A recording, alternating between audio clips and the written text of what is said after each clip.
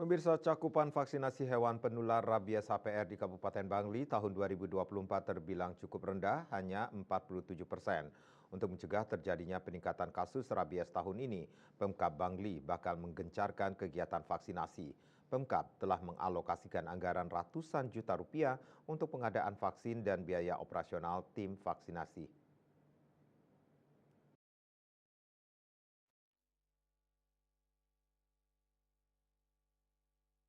Kepala Dinas PKP Kabupaten Bangli Iwayan Sarma mengatakan rendahnya cakupan vaksinasi tahun lalu dapat berdampak pada peningkatan kasus rabies tahun ini.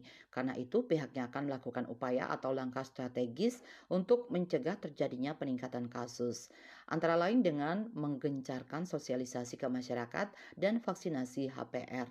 Sarma mengungkapkan untuk program pencegahan rabies tahun ini, Pemkab Bangli telah mengalokasikan Rp382.947.000 untuk pembelian vaksin. Anggaran tersebut cukup untuk memvaksin 46.685 ekor HPR. Dikatakannya sebelumnya Pemkab Bangli belum pernah membeli vaksin karena dulu pengadaan vaksin dibantu dari APBN dan APBD provinsi. Tak hanya itu, Pemkab Bangli tahun ini juga mengalokasikan anggaran untuk biaya operasional tim vaksinasi. Anggaran yang disiapkan sebesar Rp466.850.000. Rencananya vaksinasi HPR tahun ini akan dimulai Februari sepanjang 2024.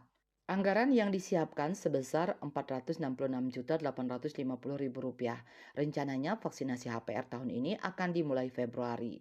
Sepanjang 2024, Dinas PKP Kabupaten Bangli mencatat terdapat 47 kasus positif rabies pada anjing, sedangkan pada 2023 terdapat 79 kasus.